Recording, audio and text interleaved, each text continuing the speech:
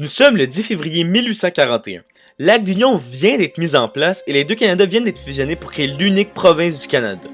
En créant un unique gouvernement, le but de Durham était de rendre le Canada majoritairement anglophone.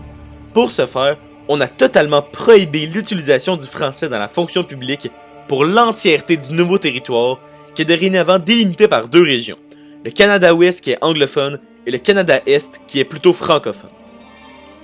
On suspend aussi les institutions canadiennes, françaises liées à l'éducation ou aux lois civiles.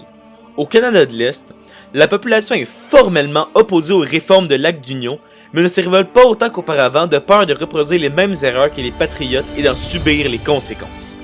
De plus, l'union des deux Canada est injuste pour la partie Est, car lors de la fusion des deux Canada, les deux dettes des deux territoires ont été fusionnées.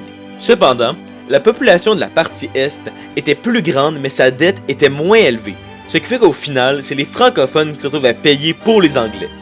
Les deux Canada continuaient néanmoins de respecter la loi, et 15 ans plus tard, la colonie avait globalement accru son économie. Avec les années, on restait de nombreuses lois injustes, ce qui rend la situation des francophones un peu moins insupportable.